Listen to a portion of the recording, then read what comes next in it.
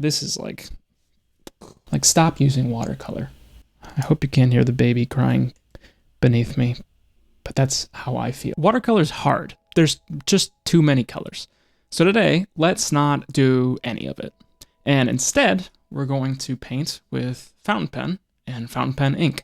Quite honestly, I didn't think of much of an intro past that. The cool part about using a fountain pen is that it's all, and using fountain pen ink, is that all you have to do is get the ink wet, and then you can use it like it's paint. For example, this is all a new setup for me, so I don't know how any of this is going to work. For example, if I had just a simple circle here, we've got a highlight up here, got the core shadow in here, shadow in the back, and some reflected light on that side. All I do when I'm inking it is sort of outline, and then I just scribble in the areas that I want there to be heavier shadow. Same with this cast shadow down here. And now, when I take just a normal brush and water, it's kind of magic.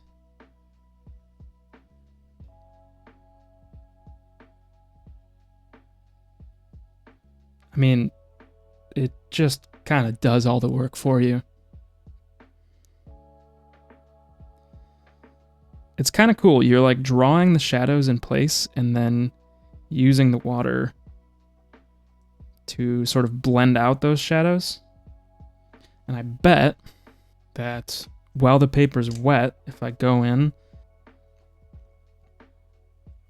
it just kind of diffuses for me. It's actually kind of crazy. It would be cool if I had multiple colors. Right now I have one pen. I'm limited to one ink at a time. It is a little bit time consuming to change the ink out.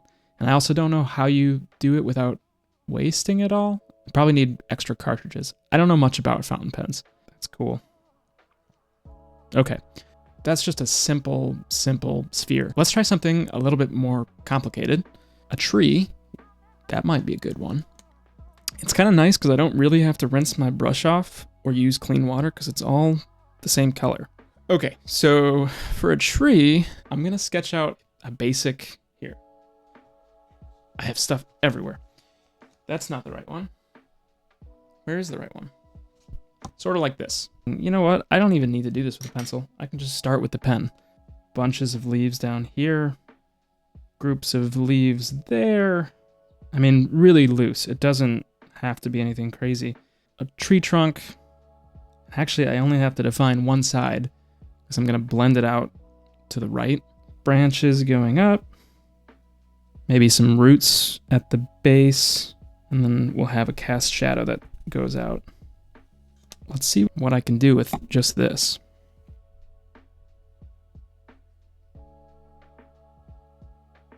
It's different than watercolor because you define your shadows in like a precise way with the ink of the fountain pen. With watercolor, I feel like I'm much more on the fly defining where the shadows are. And this is like really calculated. So it's very different. I don't want the trunk to be too wide. And let's see for the cast shadow.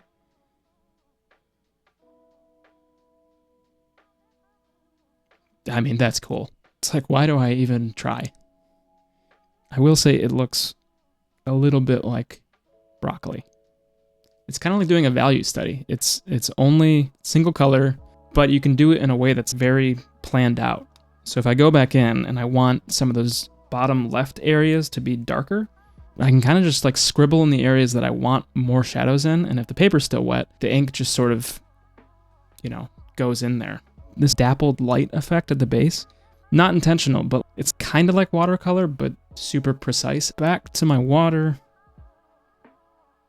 Oh, I mean, look at that. That's so nice. And it's like so easy. I think what's nice is that the values build up very slowly. So it's still watercolor in that you have to preserve your highlights, but the values build up really slowly. You know, I'm not putting in super dark colors right away. They just like slowly build up, which is very true to watercolor. Blending is so soft. I mean, that's cool. I like don't want to mess it up. You could put like a little bit of texture even in the cast shadow here. it doesn't spread as much as watercolor paint does. The diffusion is much slower. So I can just look for areas that are naturally a little bit darker just from where the ink has pooled and sort of reinforce those. You still have to like think about 3D space and the light coming from the upper right, and that the shadows are going to be on the lower left more so, and on the left side in general. So I'm leaving more highlights on that left side. And as I want to build up these shadows down here, I just put them in with scribbles. Just the lightest little blend. It's kind of like dabbing. It's not a ton of water. I mean, that's cool. I wanted to try this with something a little bit more complicated, and that's where today's sponsor, SKILLSHARE, comes in. SKILLSHARE is the world's largest online learning community for creatives.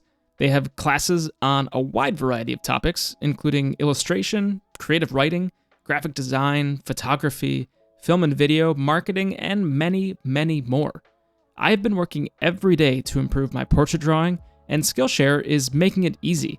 I can search for a specific topic, like how to draw the nose, and find literally dozens of videos just on nose anatomy.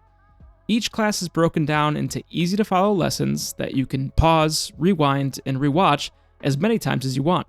So even if you know nothing about drawing the nose, you can get better. Whether you want to learn more about watercolor or start your own business, SKILLSHARE has classes to take you from beginner to pro alongside a supportive community. The first 500 people to use my link will get a 1-month free trial of SKILLSHARE, so check out the link in the description and explore your creativity. Now we're going to use some of my newfound skills and try this on something a little bit more complicated, like a nose. And I'm not very good at that. I have gotten a little bit better. I like to start with this sort of arch and then a circle for like the center ball of the nose. And then these are like the nostrils. Make that a little bit bigger.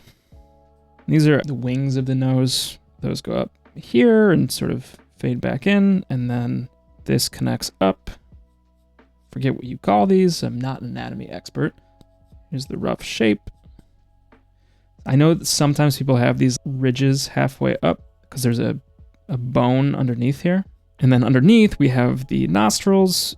That goes here. And then with the nostril, this sort of rounded arch goes in here.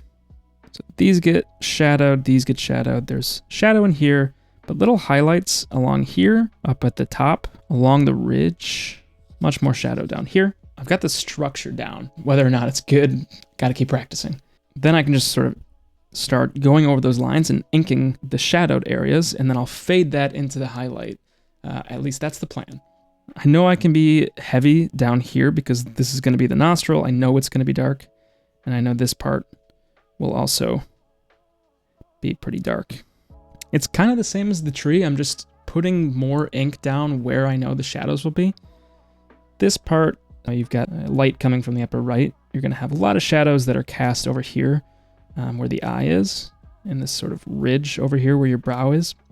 So I'm going to do my best to sort of define these as sharp shadowed areas. I'll lightly put some ink here, but I do know that there's a shadow that I want to, or a highlight that I want to keep up here, highlight that I want to keep in the middle. So now with our water, I can go in and just sort of start to push around. It'd be nice if I had skin tone ink. God, this it just makes it so easy. You can literally do it all with this. Like, stop using watercolor. I hope you can't hear the baby crying beneath me, but that's how I feel. These are going to be shadowed, and I want them to sort of fade out down beneath to where the lips would be, but I want to try if I can let this dry for a second. It actually dries way faster, it seems like. Man, I hope you can't hear that crying child. But let's try sort of a wet on wet technique. I'm going to put down a bunch of water. It activates really easily, so you do have to be a little bit careful. And that actually works really well. Questioning everything.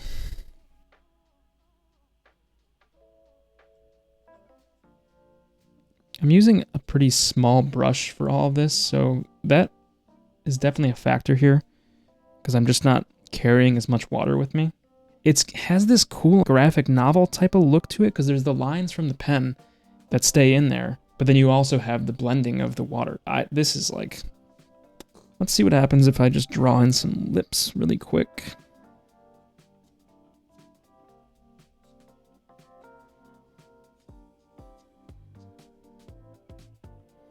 You can like almost use the pen as a brush to push ink around.